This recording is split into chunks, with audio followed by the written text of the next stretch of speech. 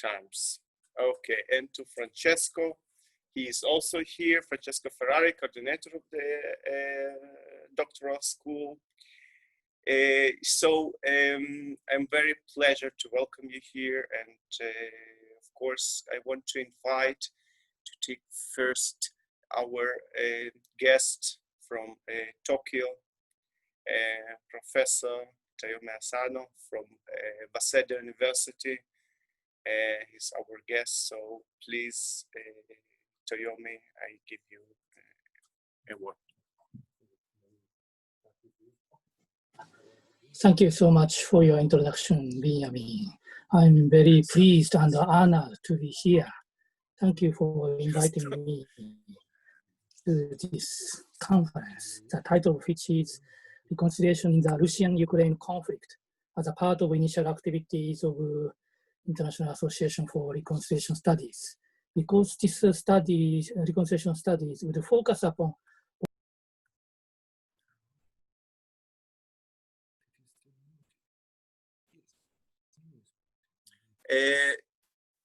dear professor, we cannot hear you. You are on mute. Yes. Sorry. I'm very sorry. Now. Yeah. Okay, great. I'm very pleased and honored to be here. And thank you so much for inviting me to this conference. Could you give me five minutes? Yeah. Could you give me 5 minutes? Okay. The title of which is Reconciliation in the Russian-Ukraine conflict as a part of initial activities of International Association for Reconciliation Studies. Because this reconciliation studies will focus upon all conflicts within nations and between nations, including any developed countries, this title seems to consider deeply what we are facing in establishing reconciliation studies. So we have cared for power politics, national interests, and international laws to think of international relations. But it is time for us to think of the concept of nation, how it has been formulated or conceptuated in the inter-ethnic and international relations. Asked for some introductory remark by Benjamin, I have studied and learned a lot for the Ukraine history in order to capture the title of reconciliation of Ukraine with Russia. I have read a Japanese book by a former Japanese ambassador in Ukraine, Kuroda Yuji. This book has shown me the detail of myth, legend, and history. For example, Kiev Rus as a direct ancestor of independent Ukraine, and also Daniel of the king of Rus, who has opposed against Tatars occupation.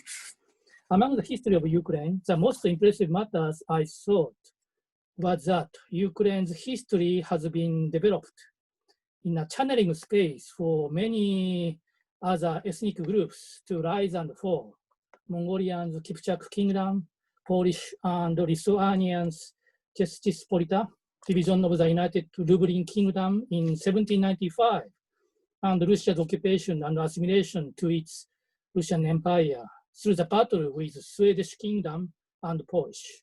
Even though there are two great Ukrainian heroes, Khmelnytsky in the 17th century and Ivan Mazetta around the 18th century, who tried to make an independent Ukraine state.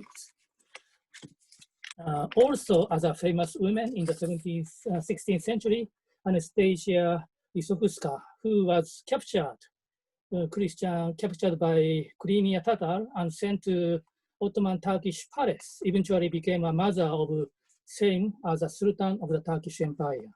These legend and history seems to reflect the importance of Ukraine as a channeling space of several empires, Austria, Ottoman, and Russia.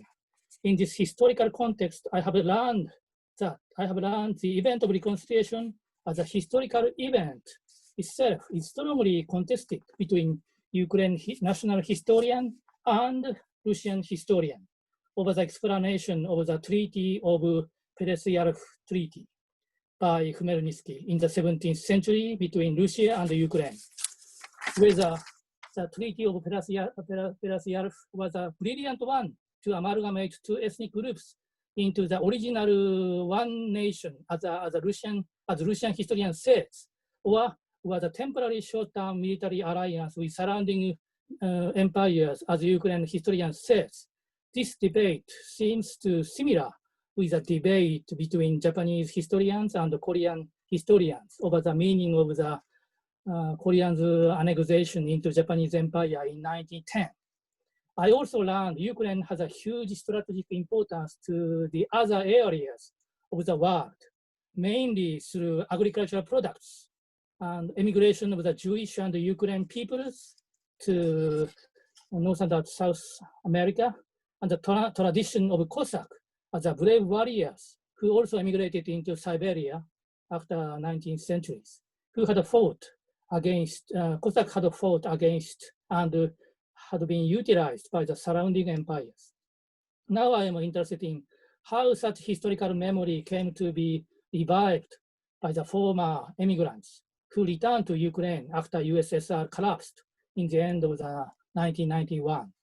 As you all know, Cossack has formed a free parliament of Rada for the decision of their community's fatal destiny. As a representative of Cossack community, Zaporozhye Siege, the story became famous.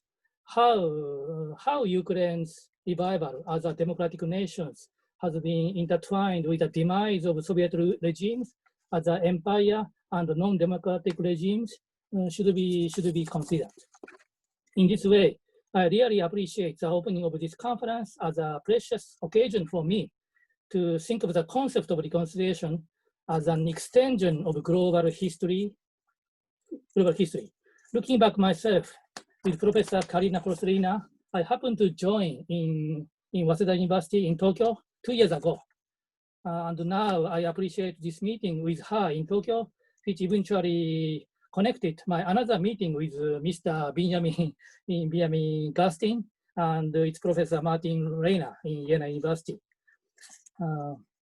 Many of us are participating just remotely. This COVID-19 pandemic situation seems to be supplying for us a good occasion to deeply reflect ourselves by reflecting our societies both on the national and global history, which has formulated each of our memory. Global history has formulated each of our memory, so it is a good occasion for us to looking back ourselves. I hope that through the discussion, we could develop and sophisticate every concept and arguments of reconciliation studies. Personally, again, I'm interested in the process, how memories have been introduced and revived in the process of democratization and independence in December 1991. That seems to support a sense of universal values of freedom and human rights and dignity, which seems to suppose and evokes the memory, historical memory. Anyway, I'm very looking forward to hearing your discussions. Thank you so much.